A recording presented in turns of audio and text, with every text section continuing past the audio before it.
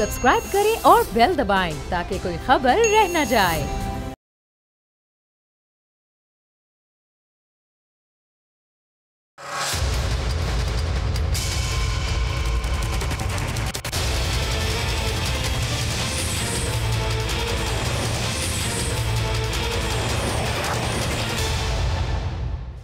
अस्सलाम वालेकुम, आप देख रहे हैं प्रोग्राम बस बहुत हो गया। मैं हूं अरबाब जानी। और नाज़रीन, ईद से पहले हमने देखा हुकूमत ने इंतखाबी इस्लाहात की बात की, इलेक्ट्रॉनिक वोटिंग निज़ाम को राइज करने की बात की, लेकिन ईद गुजरी और ईद से पहले जब शहबाज शरीफ मुल्क से बाहर जाने लगे, अदालत ने उनको इजाज़त दी तो हुकूमत ने उनको रोका और वो मामला सामने आने के बाद ऐसा लगा कि वो इंतखाबी इस्लाहात की बात और वो एजेंडा कहीं पीछे चला गया और अब सिर्फ शहबाज शरीफ को रोकने से मुताल्लिक, उनके अदालती फैसले को अदालत में चैलेंज करने से मुताल्लिक और अपोजिशन के खिलाफ कार्रवाइयों से मुताल्लिक इस वक्त हुकूमती इजलासों में और काबीना के इजलासों में बात की जा रही है। शहबाज शरीफ का नाम ECL में डाल दिया गया है और वजूहात वज़ीर दाखिला शेख रशीद की जानिब से बताई गई, चूँकि वो मियाँ नवाज शरीफ के गारंटर थे और मियाँ नवाज शरीफ भी चंद हफ्तों की इजाज़त इस मुल्क से बाहर गए थे और आज तक वो वापस नहीं आए। तो इसीलिए अब शहबाज शरीफ पर भी हुकूमत को एतमाद नहीं है कि अगर वो चले गए इलाज के गर्ज से बाहर तो शायद वो भी वापस नहीं आएंगे। और यही वजूहात बयान करते हुए शेख रशीद ने क्या फरमाया, ज़रा आप ये सुनिएगा। नैब की सिफारिश पर शहबाज शरीफ का नाम ECL में डाला जा रहा है। नैब का रेफरेंस जो है ट्रायल पर है और इजाज़त देने की वजह से शहबाज शरीफ का केस ताखीर का बायस बन जाता है और उनको अपने भाई, उनके भाई नवाज शरीफ की तरह वापस लाना मुश्किल होगा। इस केस की सबसे ज़्यादा अहमियत यह है, 4 मुलजम जो है वो इस केस में शहबाज शरीफ के खिलाफ इल्ज़ामात के नाते में वो सुल्तानी गवाह बन चुके हैं। अगर उनको इजाज़त देते तो वो एविडेंस को टेम्पल कर सकते हैं और जो सुल्तानी गवाह है उन पर असरअंदाज हो सकते हैं। तो इस वक्त ऐसा महसूस होता है कि हुकूमत की पूरी तवज्जो कायदे हिज़्ब इख्तिलाफ शहबाज शरीफ पर और उनको मुल्क में रोकने पर ही मरकूज़ है। अगर हुकूमत ऐसा करने में कामयाब हो भी जाती है तो क्या ये हुकूमत की कोई बहुत बड़ी कामयाबी होगी? और फिर जो वक्त हुकूमत इस मामले पर सर्व कर रही है, क्या वो आने वाले बजट जो कि चंद हफ्तों में आना है और अवामी मसाइल के हल करने में नहीं लगना चाहिए?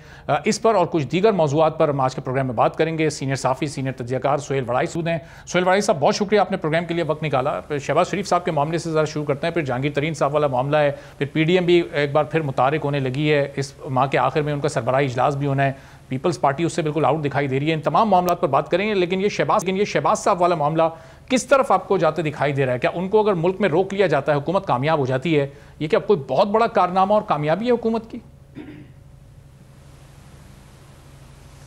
जाहिर है ये कोई बड़ा कारनामा नहीं होगा, ना मेरा ख्याल है हुकूमत को इतनी तवज्जो सर्व करनी चाहिए। उसको ज़ाहिर है परफॉर्मेंस की तरफ तवज्जो देनी चाहिए, गवर्नेंस की तरफ तवज्जो देनी चाहिए, लोगों की फलाह और भलाई की तरफ तवज्जो देनी चाहिए। ये तो पॉलिटिकल टैक्टिक्स हैं, कोई बाहर चला गया नहीं गया। और दूसरा, शहबाज शरीफ ज़ाहिर है सबको पता है कि वो ज़्यादा देर बाहर रह नहीं सकते, क्योंकि वो कायदे हिज़्ब इख्तिलाफ हैं, ज़्यादा से ज़्यादा महीना रहेंगे फिर वो आ जाएंगे। तो इसलिए जो हुकूमत कह रही है, मेरा ख्याल है लोगों के जहनों पे इसका कोई असर नहीं आ रहा। तो फिर सुहेल साहब, इतना हुकूमत क्यों फिर इस मामले को लेकर सीरियस है? अगर वो महीने, ज़्यादा से ज़्यादा 2 महीने बाद उनको वापस ही आना है, तो फिर हुकूमत तो पूरा जोर लगा रही है किसी तरह वो बाहर ना जा सकें। मौका देना चाहिए हुकूमत को। अगर वो नहीं आते वापस तो फिर ज़ाहिर एक्सपोज करने का मौका मिलेगा हुकूमत को।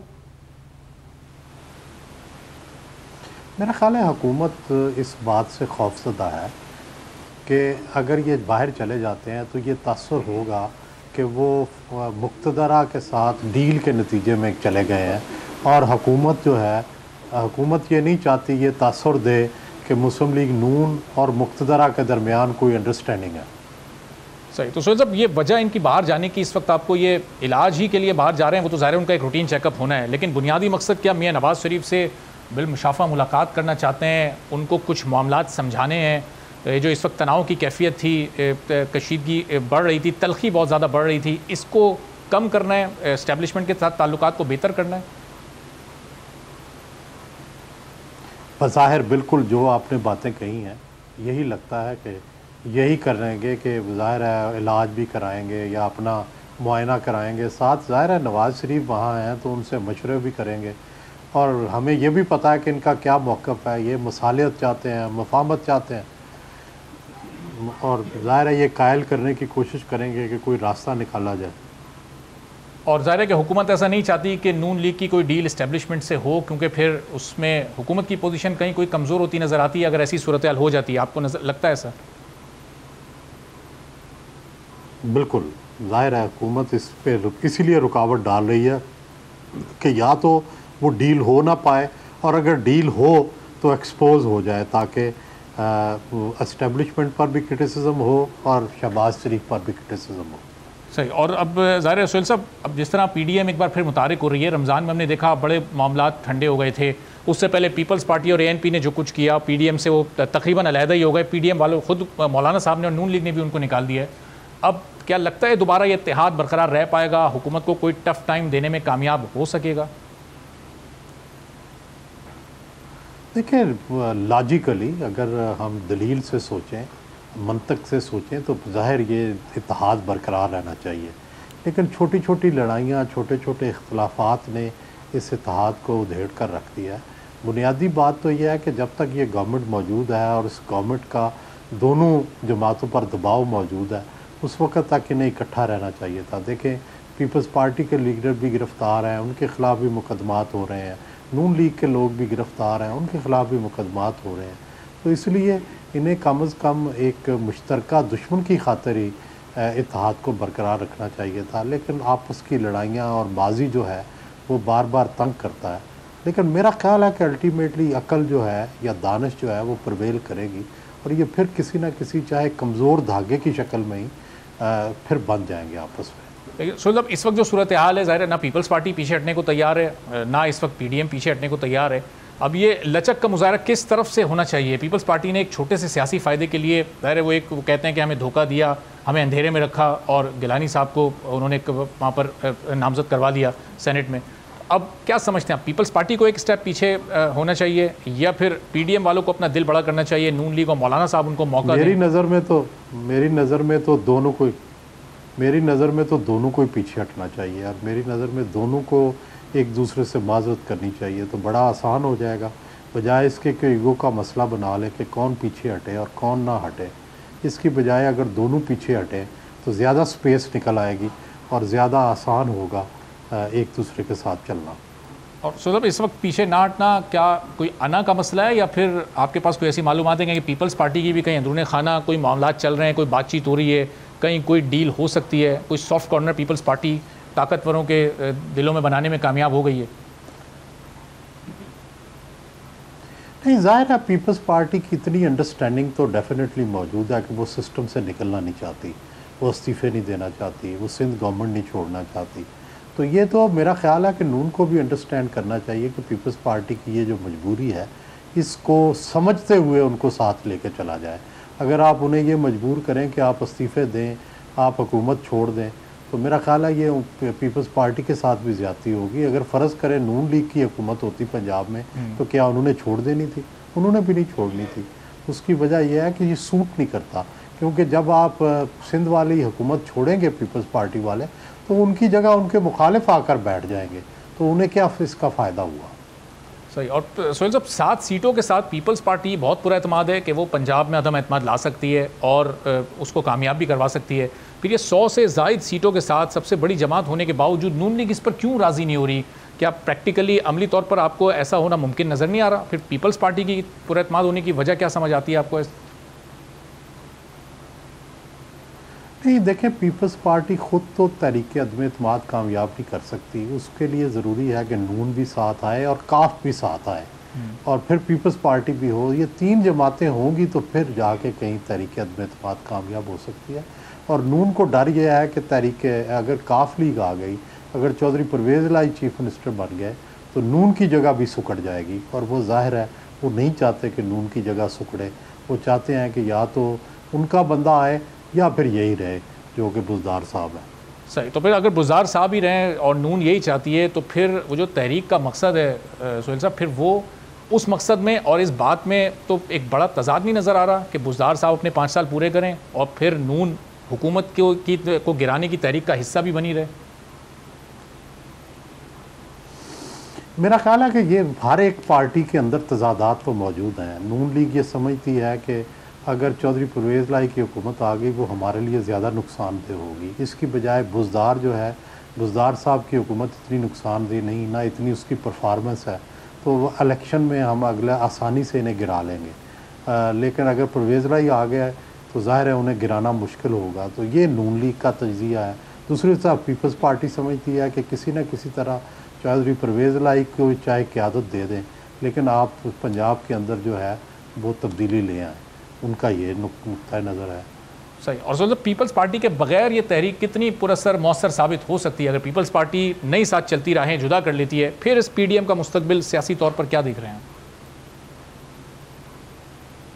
ज़ाहिर है फिर भी अपोजिशन की तहरीक तो रहेगी, लेकिन मेरा ख्याल है उतनी ज़ोरदार नहीं होगी जितनी कि पीडीएम पहले ज़ोरदार है। सिंध के अंदर फिर उसकी कोई रिप्रेजेंटेशन नहीं होगी। पीपल्स पार्टी बहरहाल मुल्क की एक बड़ी पॉलिटिकल पार्टी है, दूसरे तीसरे नंबर पर उसके वोट हैं और साथ ही साथ उसका एक पूरा पास्ट है, उसकी पूरी एक हिस्ट्री है, उसके पास बड़ी पर्सनैलिटीज़ हैं। तो उसको इग्नोर करना और उसको ना साथ लेके चलना मेरा ख्याल है पीडीएम के लिए कोई फ़ायदेमंद नहीं हो। सही। और सर कहीं आगे चलकर सुहेल साहब पीडीएम क्या जहांगीर तरीन साहब से और उनके ग्रुप से, जो इस वक्त एक बड़ा वाज़ेह और ताकतवर प्रेशर ग्रुप के तौर पर सामने आया है, क्या कहीं किसी मौके पर उनसे रब्ता हो सकता है? उनकी मदद की दरख्वास्त उनसे की जा सकती है कि आप आएँ और को मदद करें हमारी हुकूमत गिराने में, और वो ऐसा कर सकते हैं, आपको लगता है? मेरा ख्याल है अभी तरीन साहब को ये सूट नहीं करता कि वो तहरीक इंसाफ के ख़िलाफ़ कोई काम करें। वो ये चाहते हैं कि तहरीक इंसाफ के अंदर ही प्रेशर ग्रुप रखें और अपना काम बजाय इसके कि उनका काम ख़राब हो जाए। वो जब कभी हुकूमत में तब्दीली की बात चलेगी, सीरियस बात होगी, जब इस्टेब्लिशमेंट नाराज़ होगी, तब मेरा ख्याल है कि जाके तरीन साहब जो है वो भी सीरियस होंगे। वगरना फ़िलहाल तो वो मामलात को ऐसे ही चलाना चाहते हैं एक प्रेशर ग्रुप के तौर पर। और सोहेल साहब एहतसाब का जो बयानिया था हुकूमत का, अब ये जो पूरा एपिसोड जहांगीर तरीन साहब वाला हुआ है, उस हुकूमत के अपने बयानिए पर कितना बड़ा धचका लगा है? जिस तरह से जहांगीर तरीन साहब के वफ़द की बात सुनी गई, उनकी बहुत सारी चीज़ों को कंसीडर भी किया गया और ये बताया गया कि किसी के साथ नाइंसाफ़ी नहीं होगी। वो तो इंतकामी सियासत का, इंतकामी कार्रवाइयों का इल्ज़ाम हुकूमत पर लगा रहे थे। बहुत बड़े दिल के साथ हुकूमत ने उनके तमाम इल्ज़ामात को सुना और दरगुजर भी किया है। तो वो जो एहतसाब के बयानिए को धचका लगा, मेरा ख्याल है हुकूमत अफोर्ड नहीं करती। मेरा ख्याल है हुकूमत अफोर्ड नहीं करती उनके साथ लड़ाई। अगर वो तरीन साहब के साथ उनकी बराह रास्त लड़ाई हो जाती है और आमने सामने आ जाते हैं, तो फिर तो हुकूमत गिर जाएगी। हुकूमत चंद वोटों पे खड़ी है, फेडरल में भी और सूबाई में भी। तो मेरा ख्याल है हुकूमत भी चाहती है कि इसी तरह चलता रहे, तरीन साहब को ख़िलाफ़ ना करें। और तरीन साहब को मेरा ख्याल है ये यकीन दहानी कराई गई है कि बजाय तरीन साहब पर अब फोकस की बजाय उन पर फोकस है कि जिन्होंने चीनी की कीमतों में इजाफा किया है। तो तरीन साहब उनमें आते ही नहीं हैं। अच्छा, तो फिर इसका मतलब ये केसेस ऐसे ही चलते रहेंगे और या तो बंद हो जाएंगे या फिर तरीन साहब उसमें क्लियर हो जाएंगे, अपने आप को क्लियर कराने में कामयाब हो जाएंगे? बस ऐसे ही स्लो चलते रहेंगे, ना बंद होंगे ना नए खुलेंगे। तो इसका मतलब वो जो एहतसाब के निज़ाम की ये बात करते हैं कि हम एहतसाब का एक शफाफ निज़ाम लाना चाहते हैं, वो तो फिर अपने उस बयान पर तो फिर अमल नहीं कर पा रही हुकूमत। ये दो तरह के तरीक़ेकार तो नज़र आ रहे हैं, एक शहबाज शरीफ साहब के ख़िलाफ़ और एक जहांगीर तरीन साहब के ख़िलाफ़। फ़र्क तो वाज़ेह है। जी ज़ाहिर है ये सारा कुछ सियासी है और सियासी में आपको पता है कि सियासी मामलात ऐसे ही होते हैं कि बज़ाहिर आप कह रहे होते हैं कि मैं बड़ा साफ़ और शफाफ चल रहा हूँ, लेकिन साफ़ और शफाफ चल नहीं रहते। और सुन इंतखाबी इस्लाहात का जो मामला था, ज़ाहिर है उसमें अगर अपोजिशन को हुकूमत साथ नहीं लेती तो फिर क्या वो इंतखाबी इस्लाहात करना इस हुकूमत के लिए मुमकिन हो पाएगा? क्योंकि इस वक्त तो ऐसा लग रहा है हुकूमत और अपोजिशन के मामला पॉइंट ऑफ नो रिटर्न पर पहुँच चुके हैं। जी मेरा ख्याल है कि हम तो बड़े खुश हुए थे कि चलो जी कोई लेजिस्लेशन होगी, कुछ बेहतरी होगी, लेकिन हुकूमत जो है वो एहतसाब के एजेंडे से हट ही नहीं पा रही। वो इंतखाबी इस्लाहात या इस्लाहाती एजेंडा जो है उसकी तरफ आ ही नहीं रही थी।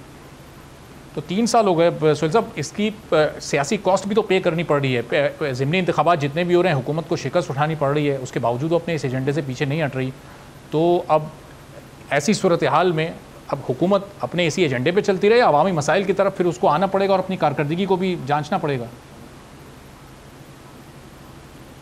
ज़ाहिर है जी, हम तो सारे लोग यही कह रहे हैं कि भाई गवर्नेंस बेहतर करें, अपनी मईशत बेहतर करें। यही दो मेन चीज़ें हैं जिस पे हुकूमत को फोकस करना चाहिए, बजाय इसके कि सारा ज़ोर एहतसाब पे लगाएं और एहतसाब से निकले भी कुछ ना पैसे वापस आए, ना इनसे लीडरशिप वापस आ सकी, ना एहतसाब के केसेस का कोई फ़ैसला हो सका। तो मेरा ख्याल है कि ये तो ऐसे ही एक नारेबाजी है। असल बात तो गवर्नेंस है, असल बात तो महंगाई पे कंट्रोल है, असल बात तो मईशत को बेहतर करना है, उस तरफ तवज्जो नहीं दे रहे। सही। और सुहेल साहब बस आखिर में बता दिएगा कि मुल्की मामलात पर हुकूमत की कारकर्दगी जो भी हो, लेकिन जब मामला कश्मीर का आता है, फ़लस्तीन का आता है, तो उसमें इमरान खान साहब की आवाज़ एक बड़ी मौसर आवाज़ के तौर पर दुनिया में सुनी जाती है। फ़लस्तीन के मामले पर भी अभी उन्होंने जिस तरह OIC को जगाया, अक़वाम मुत्तहिदा को जगाने की कोशिश कर रहे हैं, तुर्की को जिस तरह साथ मिला के वो दीगर मुस्लिम ममालिक को एक करने की कोशिश कर रहे हैं, तो उनकी ये काविशें लायक तहसीन हैं और मज़ीद क्या किया जा सकता है पाकिस्तानी हुकूमत की जानिब से? मेरा ख्याल है हम कश्मीर और फ़लस्तीन पे सब इकट्ठे हैं, चाहे इमरान खान हो, नवाज़ शरीफ हों, बिलावल हों, वासिफ जरदारी हों, एवन मौलाना फजलुर रहमान हो, हम सब इस पे इकट्ठे हैं, पूरी कौम इकट्ठी है और इमरान खान बिल्कुल सही हक अदा कर रहे हैं। सही। और आलमी ताकतों की जो खामोशी है, जिस तरह से अमेरिका की जो इसमें किरदार सामने आया है, उस पर सुहेल साहब बड़े बेहिस हैं जी आलमी ताकत, सही बड़ी बेहिसी है। और ज़ाहिर है जो माइट इज़ राइट, जो ताकतवर है वही सही है, लेकिन वक्त आएगा एक कि जब ये सारी जो जुल्म सितम है और ये जो बरबरीत है इसका ख़ात्मा होगा। बहुत बहुत शुक्रिया। सुहेल वड़ाई साहब सीनियर सहाफ़ी, सीनियर तज्ज़ियाकार हमारे साथ मौजूद थे और कह रहे थे कि अब PDM एक बार फिर मुतारिक हो रही है, लेकिन पीपल्स पार्टी को भी और जो PDM का दूसरी जमातें हैं उनको भी एक एक कदम दोनों ही फरीकों को पीछे हटने की ज़रूरत है और जब ही ये इत्तेहाद मौसर तरीके से आगे बढ़ सकता है। क्या पीपल्स पार्टी एक कदम पीछे हटेगी और इस सरबराही इजलास में अगर दावत मिलती है तो शिरकत करेगी और दावत नहीं मिलती तो फिर पीपल्स पार्टी की आगे क्या स्ट्रैटेजी हो सकती है? पीपल्स पार्टी के सीनियर रहनुमा नैयर बुखारी साहब हमारे साथ मौजूद हैं। नैयर बुखारी साहब, बहुत शुक्रिया, आपने प्रोग्राम के लिए वक्त निकाला। अभी गुफ्तगू हो रही थी सुहेल वड़ाई साहब से, तो उन्होंने कहा कि उनकी तो तजवीज़ ये है कि पीपल्स पार्टी भी और PDM की क़यादत भी एक एक कदम पीछे हटे, ये जो दूरियां पैदा हो गई थी इनको ख़त्म किया जाए और फिर एक इत्तेहाद के साथ आप लोग आगे बढ़ें, तभी ये तहरीक कामयाब हो सकती है। तो क्या आपकी तजवीज़ है पीपल्स पार्टी की कि पीछे हटेंगे आप लोग या फिर अपने मौके पर कायम है जो रमज़ान से पहले था?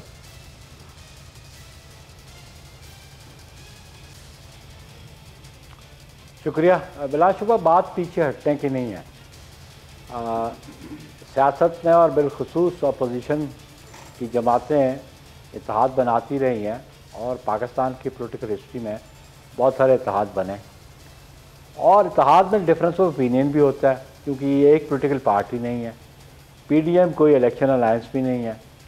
हमारा एक ही ऑब्जेक्ट था जो हमने तय किया था जब PDM की बुनियाद रखी थी कि इस हुकूमत से जो नाकाम और नाअहल हुकूमत है निजात कैसे हासिल की जा सके। उस एजेंडे पे पाकिस्तान पीपल्स पार्टी आज भी मुत्तफिक है और उस एजेंडे को पाया तकमील तक लेके जाने के लिए दीगर पॉलिटिकल पार्टीज़ को भी अपना किरदार अदा करना है। और सरबराही इजलास के बारे में अभी हमारे में इल्म तो नहीं, लेकिन मौलाना फजल रहमान साहब को एक बेहतर रोल अदा करने की ज़रूरत है क्योंकि वो PDM के सरबराह हैं जिसमें 10 जमातें हैं। तो सियासी जमातों में इख्तलाफात भी होते हैं, इख्तलाफात दूर भी किए जा सकते हैं, लेकिन किसी को इनिशिएटिव लेना पड़ता है। इनिशिएटिव लेने के लिए ज़्यादा ज़िम्मेदारी जो PDM के अहदेदारान हैं उनकी बनती है और मैं समझता हूँ कि सियासत में कोई हरफ आखिर कोई बात नहीं होती, गुफ्तगू शनीद जारी रहती है, गुफ्तगू शनीद से पेशरफ्त भी होती है। लेकिन पाकिस्तान पीपल्स पार्टी का आज भी मौका यही है कि हम इस नाअहल हुकूमत से निजात चाहते हैं। उसके लिए हमने जो चार्टर दिया था, उसके लिए जो एक्शन प्लान बनाया था, उस पर आज भी हम पाबंद हैं और दीगर जमातों में भी उसको उसी के मुताबिक पेशरफ्त करनी चाहिए। तो भाई साहब, ये इख्तलाफात का इजहार भी प्रेस कॉन्फ्रेंसेस में हुआ, TV शोज़ में हुआ और इख्तलाफात को ख़त्म करने के लिए ज़ाहिर PDM ने जो पिछले 2 इजलास बुलाए उसमें आपको यानी पीपल्स पार्टी को और ANP को नहीं बुलाया गया, तो फिर इस तरह से जब तक साथ मिलकर बैठेंगे नहीं, एक दूसरे को मौका नहीं दिया जाएगा, दिल को बड़ा नहीं किया जाएगा दोनों फरीकों की जानिब से, तो फिर इख्तलाफात ख़त्म कैसे होंगे? ये तो फिर प्रेस कॉन्फ्रेंसेस में बात करके और TV शोज़ में बात करके इनमें तो इजाफा ही होता रहेगा।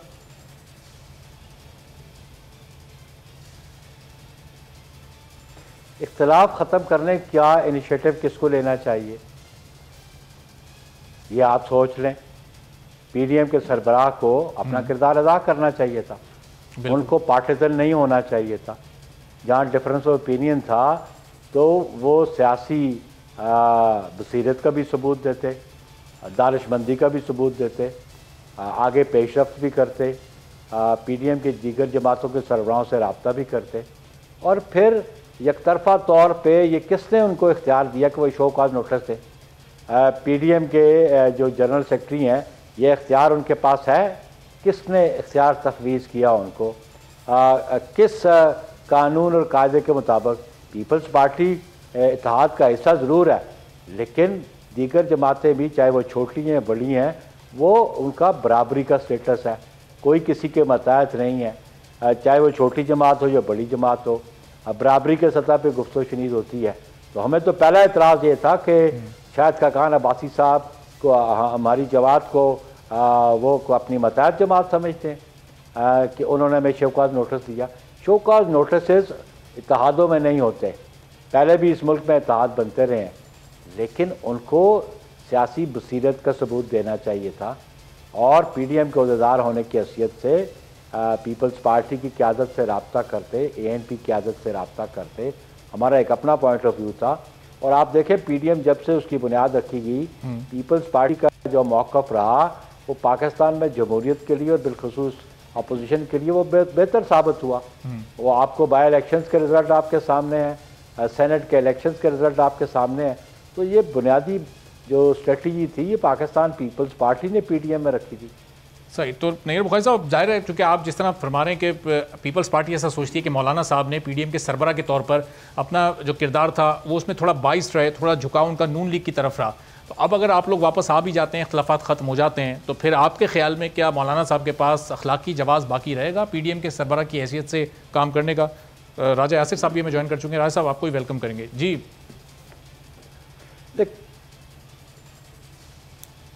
देखिए, बुनियादी बात यह है कि हमने शुरू में मौक़िफ़ इख्तियार किया था कि इत्तेहाद की सरबराही बाय रोटेशन होती है। हम ये समझते हैं कि एमआरडी का जो इत्तेहाद था या एआरडी का इत्तेहाद था तो बाय रोटेशन होती थी, बिलखुसूस एमआरडी का इत्तेहाद। तो पॉलिटिकल पार्टीज़ की जो इत्तेहाद बनता है उसकी सरबराही भी बाय रोटेशन होनी चाहिए। हमारा मौक़िफ़ तो आज भी यही है। सही। तो बुखारी साहब, अब ये पीपल्स पार्टी की ज़ाहिर है पंजाब में 6 सीटें और एक मखसूस नशिस्त को मिला के 7 सीटें बनती हैं। आप लोगों की तजवीज़ थी कि पंजाब की हुकूमत के ख़िलाफ़ तहरीक अदम एतमाद लाई जाए और वहाँ से हुकूमत को कमज़ोर करने की तहरीक का वो नुक्ता आगाज़ बने हुकूमत को गिराने का। नून लीग इस पर राज़ी नहीं थी। अब अगर नून लीग राज़ी हो जाती है तो नंबर्स आपके पास पूरे हैं, फिर उसके लिए आपको काफ लीग की भी सपोर्ट की ज़रूरत पड़ेगी। तो किस तरह से इसको मुमकिन बनाएंगे?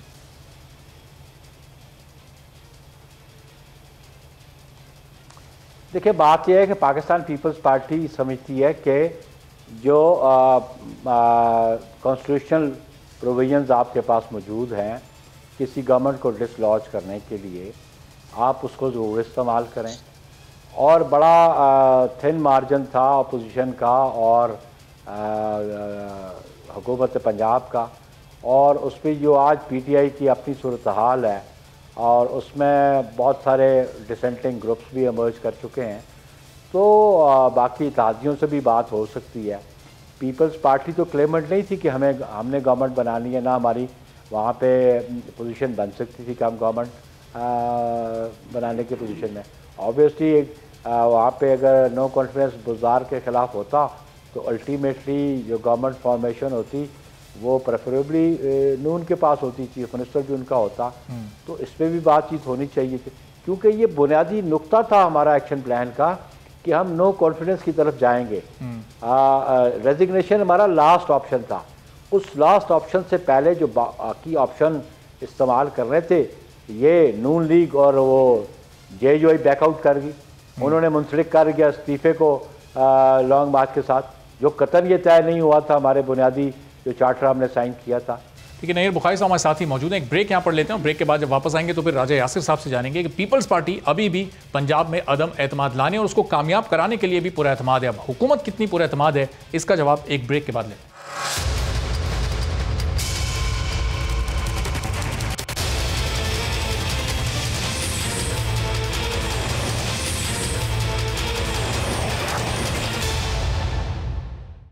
प्रोग्राम में एक बार फिर आपको खुशामदीद कहते हैं। नैयर बुखारी साहब, राजा यासिर साहब हमारे साथ मौजूद हैं। तो राजा यासिर साहब, ये अगर पंजाब हुकूमत के खिलाफ ये तहरीक अदम एतमाद आती है, PDM एक बार फिर मुतारिक हो रही है और ज़ाहिर है हो सकता है कुछ दिन में पीपल्स पार्टी के और PDM के इख्तिलाफात ख़त्म हो जाएँ, ये इत्तेहाद एक बार फिर उसी तरह मौसर हो जाए जिस तरह ये रमज़ान से पहले था, फिर ये बहुत बड़ा चैलेंज आपके लिए हो सकता है। चूँकि जरदारी साहब ने और बिलावल साहब ने इससे पहले बात की है कि वो तैयारी उनकी पूरी है और अदम एतमाद की तहरीक पंजाब में कामयाब हो सकती है, नून लीग अभी तक राज़ी नहीं है। देखें, ये ना एक बड़ा मुश्किल काम है। पहले तो तहरीक अदम एतमाद को कामयाब करना। बुखारी साहब बड़े सीनियर पॉलिटिशियन हैं, इनको याद होगा 88 में फेडरल गवर्नमेंट में बीबी की बड़ी थिन मेजॉरिटी थी और पंजाब में नून लीग के पास भी बहुत थिन मेजॉरिटी थी और उसके बावजूद दोनों तरफ से मुकम्मल नाकाम हो गई थी तहरीक अदम एतमाद। उसकी वजह ये होती है कि इसमें आपने पहले अपनी मेजॉरिटी को शो करना पड़ता है, क्योंकि ये जब अपोजिशन लेके आती है तो अपोजिशन के पास ओपनली सिंपल से ज़्यादा मेजॉरिटी होनी चाहिए, फिर ये कामयाब होगी। और उसके लिए ये ज़रूरी है कि काफ लीग ओपनली गवर्नमेंट को छोड़ के उधर शामिल हो जाए। अब ऑब्वियसली जो भी पॉलिटिकल स्टेक होल्डर होता है उसके अपना कोई रैशनल सेल्फ इंटरेस्ट होता है किसी भी मूव में शामिल होने का। अब क्यू लीग ऑलरेडी पंजाब में एक अच्छी खासी पावर एंजॉय कर रही है और स्पीकरशिप भी उनके पास है, जिन अजला में वो सीट्स जीती हैं। ठीक है, जो जब आपकी बड़ी वीक सी कोलिशन हो तो उसमें बहुत सारे इख्तलाफात भी होते रहते हैं और लोगों के मुतालबे भी चलते रहते हैं, लेकिन उसके बावजूद they are getting much more than जो कि उनका बनता था उससे। और जो सीटें वो जीत के आए हैं वो भी PTI के तावन से ही जीत के आई, उनको भी पता है। जो वोट बैंक उनका है वो PTI का और उनका मुश्तरका वोट बैंक है, वो कोई नून लीग से नहीं उन्होंने लिया। और उनका जो मुखालिफ वोट बैंक है पंजाब में वो नून लीग का वोट बैंक है। इस बात में कोई शक नहीं कि जो पीपल्स पार्टी को लोग वोट देते थे और जो एक बहुत बड़ी तादाद थी पंजाब में, दूसरी बड़ी पार्टी हमेशा पीपल्स पार्टी होती थी, तो वो तमाम धड़ा जो है वो मुख्तलिफ पॉलिसीज़ की वजह से और इनके अपने इंटरनल प्रॉब्लम्स की वजह से इवेंचुअली मूव कर गया। और वो इसीलिए उसने मूव किया है कि वो नून का मुखालिफ धड़ा था और उसने इवेंचुअली, जिसमें हम लोग सब लोग शामिल हैं जो पहले से पॉलिटिक्स कर रहे थे, जो खानदान या धड़े, तो वो सब लोग PTI में आ गए हैं। और वो इसलिए आए हैं कि उनको ये नजर आ रहा है कि नून का मुकाबला जो धड़ा कर सकता है या जो पार्टी कर सकती है वो PTI है।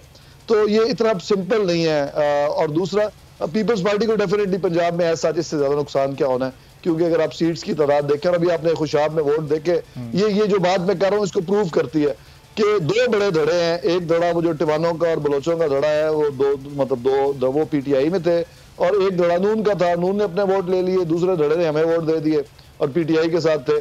ठीक है, नून लीग जीत गई, लेकिन पीपल्स पार्टी अब वहां पे तीसरा धड़ा बन गई है। तो ये ओवर द इयर्स हुआ है, कोई 1-2 सालों में नहीं हुआ। और ये जो पुराने पॉलिटिशियंस हैं बड़ी अच्छी तरह समझते हैं इसके तमाम डायनामिक्स को।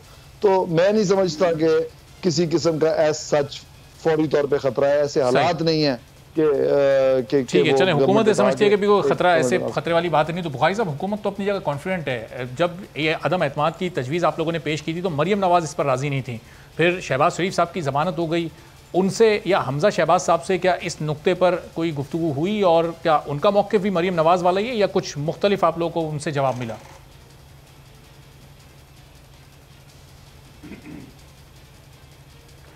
देखिए जी, वो शहबाज शरीफ साहब वाला मौक़िफ़ तो शहबाज शरीफ साहब और वो उनका इंटरनल मामला है, वो उसका जवाब दे सकते हैं। और जो आपने कहा गवर्नमेंट मुतमिन है, देखें पॉलिटिकल प्रोसेस में, पर्टिकुलरली इलेक्शन प्रोसेस में कंटेस्टेंट्स जो होते हैं वो कभी बिफोर इलेक्शंस कंसीड नहीं करते। ये तो आपके सामने कंसीड कर जाए तो फिर कंपटीशन ही नहीं रहता, कंटेस्ट ही नहीं रहता।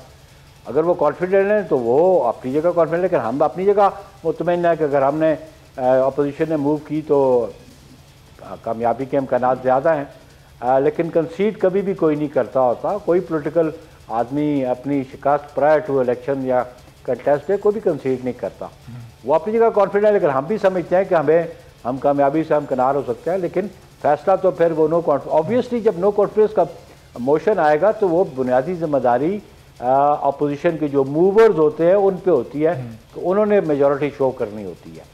उस पर जिम्मेदारी जो जिसके खिलाफ नो कॉन्फिडेंस है उसकी कोई जिम्मेदारी नहीं है। स्ट्रेंथ शो करनी जो मोशन मूव करता है नो कॉन्फिडेंस पे उसकी जिम्मेदारी है। तो जब ये वक्त आएगा, अभी पीडीएम में डिस्कशन होती है नहीं होती है, लेट्स सी, लेकिन ये पॉलिटिकल प्रोसेस का एक हिस्सा है। सही। और बगैर साहब, अगर ये पीडीएम आपके अब ये तजवीज़ क्योंकि पहले से आप लोगों ने दी हुई थी, वो जब इख्तलाफात नहीं हुए थे, अगर अब भी नहीं मानती तो फिर पीडीएम के साथ चलने को फिर भी पीपल्स पार्टी रहेगी तैयार? पीडीएम और आपने फिर साथ चलना है, या अगर इस तजवीज़ को नहीं माना जाता तो फिर सोचा जाएगा कि बात यह है कि देखिए, politics is not a one day cricket और 2020 का मैच नहीं है। It is a continuing process. इस पर नशेब व फराज आते हैं, गुफ्तो शरीद होती है, तो इसको उस टर्म्स में ना देखें। और जिस तरह आप मीडिया वाले इस किस्म का सवाल करते हैं, अब that's an hypothetical question now. कोई पॉलिटिक्स में it is a continuing process. आप अपनी खासे तालीम याफ्ता भी हैं, इंटेलेक्चुअल भी हैं, you must have gone through the Pakistan movement history, उसमें कई निशेब व फराज आते रहे। इवन अब पाकिस्तान बनने के बाद पॉलिटिकल फेजेस आते रहे, तो ये कंटिन्यूइंग प्रोसेस है। तो इस पर ये कोई हॉकी क्रिकेट का मैच नहीं है। सही।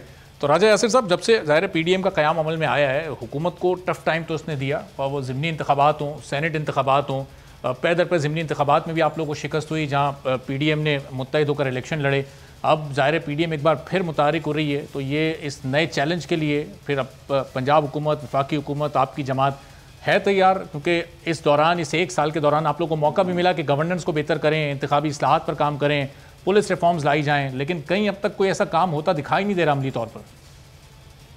देखिए, जो हमारी परफॉर्मेंस की बात है उस पर तो मैं बात बाद में कर लेता हूँ। पहले जो आपने पहले बात की है उसका जवाब दे दूँ कि एज सच पीडीएम इकट्ठी हो, इलादा हो, इसका कोई फ़र्क ज़्यादा इसलिए नहीं पड़ता। मैं पॉलिटिकल बात कर रहा हूँ, क्योंकि ये दो मुख्तलिफ धड़े हैं। पंजाब में अगर नून लीग का वोट है, जो पहले भी था, हम कोई बहुत लंबे चौड़े मार्जिन से तो नहीं जीते। तमाम सीटों पे आपने देखा कि कहीं पे हम 10,000 से जीत गए, कहीं पे हार गए, तो इवन 2018 में। और अभी भी जो नून लीग सीट्स जीती है उसमें अगर 10 सीट्स थी तो 8 तो उनकी ऑलरेडी उन्हीं की थी। हाँ, ऑब्वियसली 2 सीटें हमारे हैं जो कि हमारी सीटें थी, एक वो कराची की थी, और 1 सीट हम जीते भी हैं जो हमारी नहीं थी। तो और दूसरा जो पीपल्स पार्टी का वोट बैंक है, ये पहले भी मैंने आपको क्लैरिफाई किया कि वो वोट बैंक जो है वो पंजाब में एटलीस्ट नून लीग के वोट के साथ इकट्ठा नहीं हो सकता। ये बुखारी साहब जो हैं, ये पीपल्स पार्टी के बहुत सीनियर रहनुमा हैं, इनके अपने खानदान के लोग हैं, वो अब नून के मुखालफ हैं, वो अब पीटीआई में हैं, पीटीआई से एमएनए हैं। मेरे अपने खानदान में हम लोग पीपल्स पार्टी में थे, बहुत सारे लोग। इवेंचुअली जब उनको नजर आया तो वो पीटीआई में वोट बैंक आ गए, क्योंकि वो वोट जो है वो नून को नहीं पढ़ सकता। इसलिए ये 2+2 4 पंजाब में नहीं हो सकती किसी के भी खिलाफ, क्योंकि ये पीटीआई पीपल्स पार्टी का और नून का वोट मुख्तलिफ लोग हैं। ये एक जगह कन्वर्ज नहीं होते। तो इसलिए मैं समझता हूँ कि जो पहले खतरा था वही रहेगा। और वो ऑब्वियसली नून लीग मजबूत है और सिंध में पीपल्स पार्टी मजबूत है। केपीके में अब उनका जो मौलवियों का धड़ा है वो अपनी जगह पे मौजूद है। लेकिन ये भी वोट बैंक बिल्कुल फर्क वोट बैंक है। पीपल्स पार्टी को जो लोग वोट देते हैं और रोशन ख्याल लोग हैं कंपैरेटिवली, वो मौलाना फजलुर रहमान को तो पसंद नहीं करते। तो ये एक अलायंस जो है, ये इसकी कोई नजरियाती अलायंस तो है नहीं। इसलिए ये इससे मुझे नहीं लगता कि कोई इसके इकट्ठे होने से कोई फर्क पड़ता है। लेकिन ऐसा ये मेरा तज्जिया है। लेकिन अभी आपने देखा कराची में फैसल वाडा वाली जो सीट आप लोगों ने खाली की थी, उस पर पीपल्स पार्टी ने इलेक्शन जीता। वो कि नून लीग ने, उनकी अपनी इत्तेहादी जमात जो पीडीएम है, उन्होंने इन पर धांधली का इल्जाम भी लगाया, लेकिन ये बहुत बड़े मार्जिन से इन्होंने इलेक्शन जीता। मेरी बात आप प्रूव कर रहे हैं ना। उधर नून का वोट अलग है, पीपल्स पार्टी का अलग है। पीपल्स पार्टी ने अपने वोटों से जीत लिया ना सीट। लेकिन वो नंबर 1 से आप नंबर 5 पे चले गए वहां पर। आपकी जो जीती हुई सीट थी। अब आपका जो दूसरा सवाल था मैं उस पर आता हूँ कि जो बड़े प्रॉब्लम्स हम फेस कर रहे हैं, जिनको ऑब्वियसली अगर हमने सॉर्ट आउट नहीं किया अगले इलेक्शन से पहले, तो ये इसमें मेरा ख्याल है मुझे कोई मुबालगा राय की जरूरत नहीं कि ऑब्वियसली नुकसान होगा पीटीआई का बहुत ज्यादा। उसमें सबसे बड़ा चैलेंज जो है वो गवर्नेंस से भी ज्यादा बड़ा चैलेंज महंगाई का है। और जब इतनी इन्फ्लेशन, एक इंटरनेशनल फिनोमेना भी है, हमारे अपने मुल्क के इकोनॉमिक प्रॉब्लम्स भी हैं, इसको हमने सॉर्ट आउट करना है, हम इसको बड़ी अच्छी तरह समझते हैं। और अगर खुदा ना खास्ता सॉर्ट आउट ना कर सके तो बहुत नुकसान होगा, इसमें तो कोई दो राय नहीं। दूसरी बातें जो आपने की कि बहुत सारी फ्रंट्स पे हमने अचीवमेंट्स कर भी ली है और कुछ हम कर भी लेंगे। कुछ चीजों में भी कमी रह गई है, अगर हमने कैच अप करना है अपना जो आपने आइडेंटिफाई की है प्रॉब्लम्स, अगर वो हम सॉर्ट आउट नहीं करते तो ऑब्वियसली हम अपने मंशूर पे पूरा नहीं उतरेंगे और नुकसान हो सकता है। लेकिन ये एक जनरल पॉपुलैरिटी लेवल जो है इस पॉइंट पे, कोई आप कहें कि शहरी वोटों में पीटीआई का बहुत ज्यादा, तो गलत होगा। और ये मैं कहता नहीं कहूंगा, लेकिन ऑब्वियसली 5 साल गवर्नमेंट को इसलिए दिए जाते हैं ना कि आप करेक्टिव कोर्स लें और अपनी जो खामियां हैं, चाहे वो आपकी अपनी गलती की वजह से हैं या हालात वाकयात की वजह से हैं, उनको ठीक करें और कैचअप कर लें, और अगर ना कर सके तो ऑब्वियसली नुकसान होगा। ठीक है, बहुत बहुत शुक्रिया नैयर बुखारी साहब, राजा यासिर साहब हमारे साथ मौजूद हुआ, आपने दोनों की सुनी। एक ब्रेक लेते हैं, ब्रेक के बाद जब वापस आएंगे तो लॉकडाउन खत्म हो गया है और तमाम कारोबार जिंदगी बहाल होगा, लेकिन कौन से कारोबार अब तक बंद हैं और क्यों, उस पर बात होगी ब्रेक के बाद।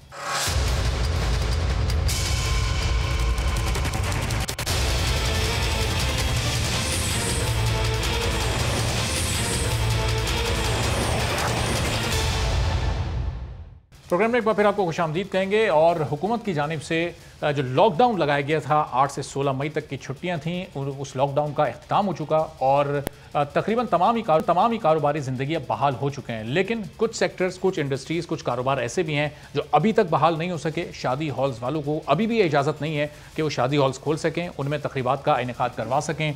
और ज़ाहिर है जब शादी हॉल्स में तकरीबात नहीं होंगी, उनका ये बिज़नेस नहीं चलेगा, उनका कारोबार नहीं चलेगा, तो फिर केटरिंग एसोसिएशन का कारोबार भी नहीं चल सकता, क्योंकि वो भी शादी हॉल्स में तकरीबात के इनेकाद से ही मुंसलिक है। अब हुकूमत को क्या इन ये जो चंद खास इंडस्ट्रीज़ हैं इनसे कोई ख़ास लगाव है, ख़ास मोहब्बत है कि दीगर तमाम कारोबार चल रहा है, रेस्टोरेंट्स को खोल दिया गया है, 8 बजे तक उनको काम करने की इजाज़त है, लेकिन इन 2 इंडस्ट्रीज़ पर क्यों हुकूमत ने अभी भी ये पाबंदियाँ बरकरार रखी हुई हैं और इस पर इनके क्या मुतालबात हैं, इनके क्या रिएक्शंस हैं और किस हद तक फिर इनका कारोबार और जो इनके सारे सबऑर्डिनेट्स हैं और जो इनके काम करने वाले मजदूर हैं उन पर किस हद तक इसके असरात के बारे में गुफ्तगू करते हैं। कैस मंसूर शेख साहब हमारे साथ मौजूद हैं केटरर्स एसोसिएशन से और शादी हॉल्स एसोसिएशन से। राना रईस साहब हमारे साथ मौजूद हैं। आप दोनों हजरात का बहुत शुक्रिया। तो राना साहब ये फरमाइएगा कि शादी हॉल्स को अब ये क्यों खोलने की इजाज़त नहीं दी जा रही है, आप क्या समझते हैं? आप लोग तो SOPs के साथ काम कर रहे थे, जब ये लॉकडाउन ख़त्म हुआ उसके बाद नया नोटिफिकेशन आ गया तो उससे मुताल्लिक कोई बातचीत आप लोग की हुई गवर्नमेंट लेवल पर, किसी से रब्ता हुआ कि क्यों ये मोहब्बत की खास वजह क्या है? देखिए आज हम अस्सलाम वालेकुम, सबसे पहले आपका बहुत बहुत शुक्रिया कि आप हमारा मौक़िफ़ ले रहे हैं। आज हमारी एसोसिएशन के वक्त की मुलाकात हुई है कमिश्नर कराची से भी। अच्छा। यही मौक़िफ़ हमने उनके सामने रखा था, तो उनकी तरफ से ये सवाल आया कि जनाब अभी पॉजिटिविटी कराची की जो है वो 23% की है। तो हमने उनको यही बात कही कि जब आपने शादी हालों को शट ऑफ किया था उस वक्त पॉजिटिविटी 1 या 2% के करीब थी। जब शादी हाल बंद है तो ये 23% की पॉजिटिविटी कहना चाहिए, शादी हाल से एक्सपेक्ट करें।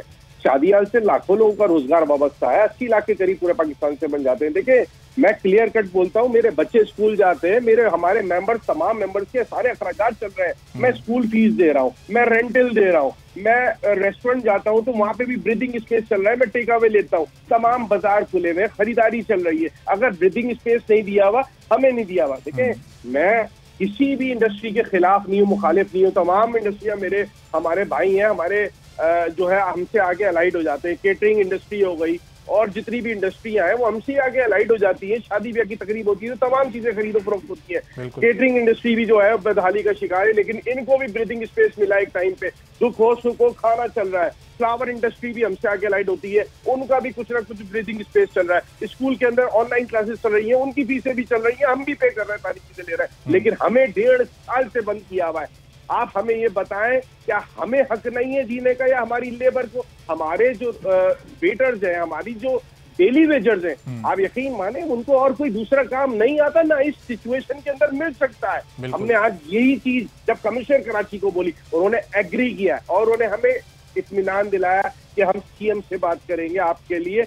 वाकई में आपको जो ब्रीथिंग स्पेस सितंबर में दिया था 2-3 महीने के लिए, हमने उनको बताया हमारा काम जो है वो फ्यूचर बेस्ड है। हमने प्रोग्राम्स किए थे और एसओपी में किए हैं हमने तमाम प्रोग्राम। दुनिया ने देखा है जो हमने एसओपी को फॉलो करा है, हमने एसओपी को फॉलो तो कराया, हमने वहाँ पे लोगों को भी एजुकेट किया। आप मुझे एक जगह बता दें जहाँ पे पब्लिक जाती है और वहाँ पे कोई अनाउंसमेंट चल रही हो कि आप मास्क पहन के रखें, सोशल डिस्टेंस कायम रखें।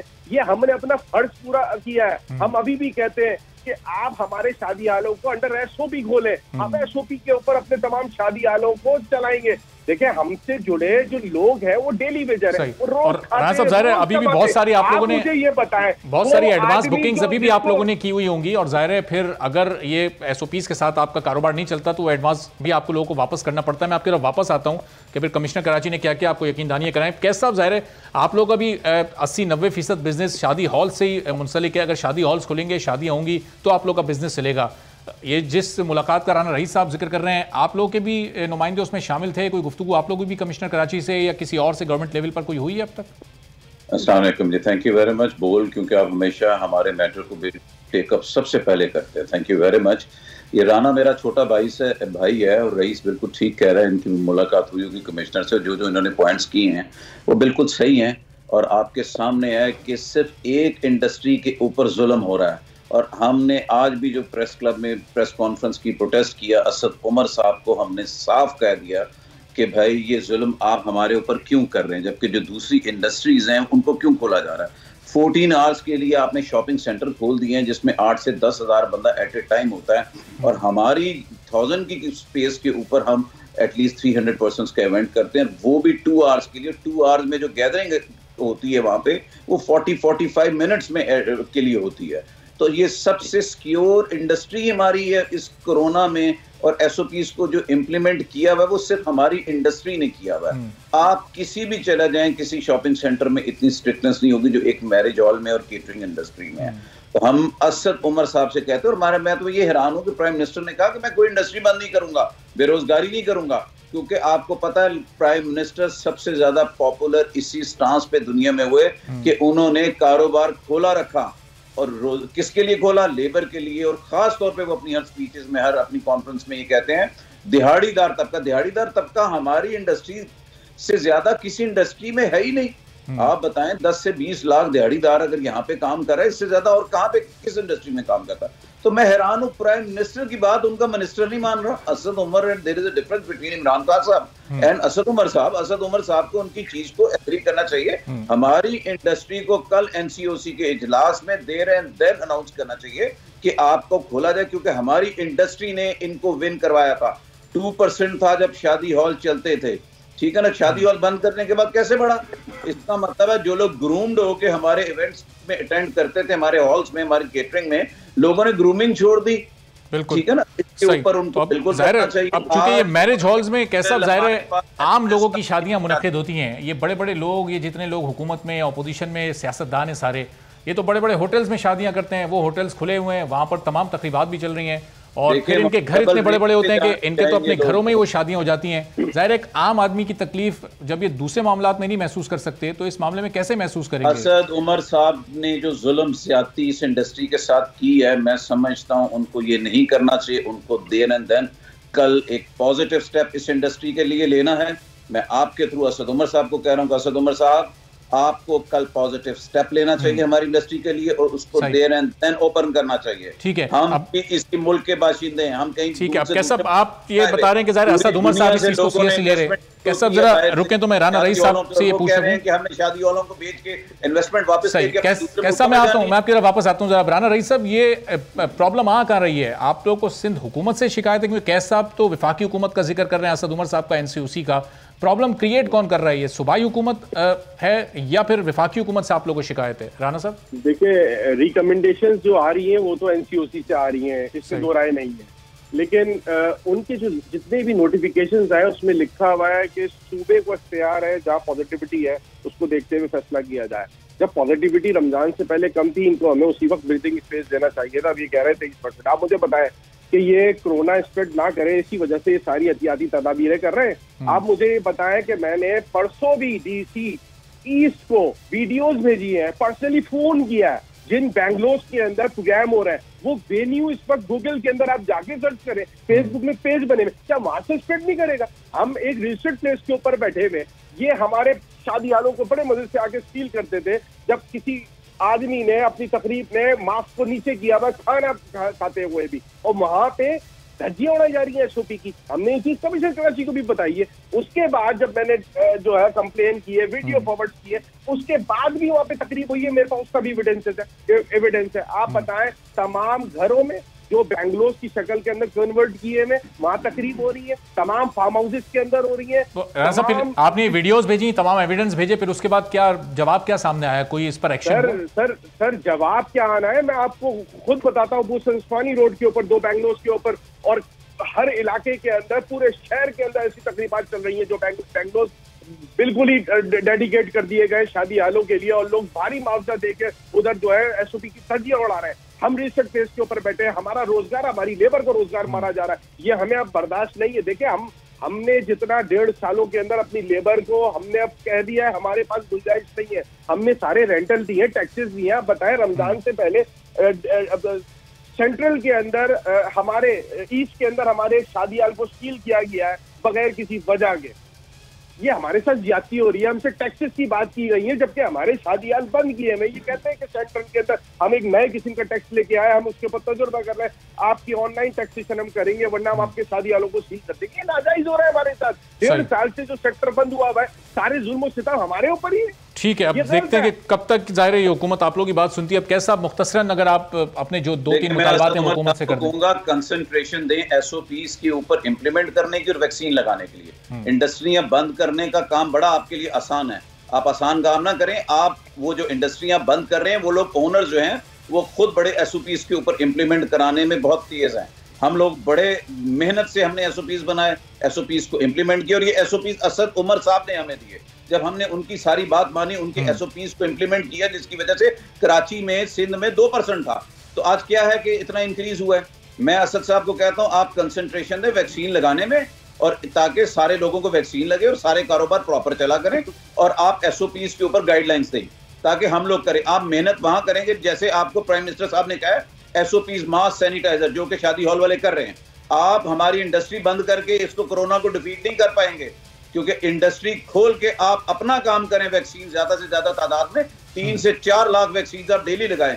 हर जगह के ऊपर मास्क को मस्ट करें। आपने फौज से हेल्प ली मास्क के लिए, फौज से वैक्सीन लगाने के लिए हेल्प लें आप, तो वो देखें आप 2 महीने के अंदर पूरी पाकिस्तान की कौम को सिक्योर कर देंगे। आप वैक्सीन अरेंज करें ताकि मुफ्त वैक्सीन हमारे लोगों को मिले।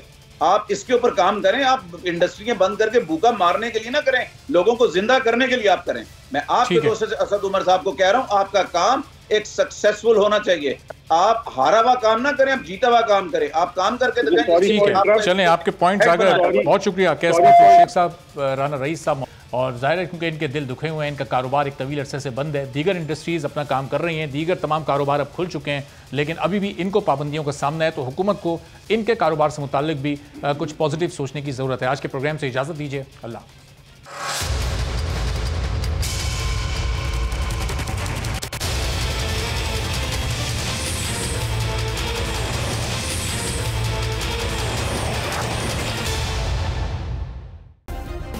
सब्सक्राइब करें और बेल दबाएं ताकि कोई खबर रह न जाए।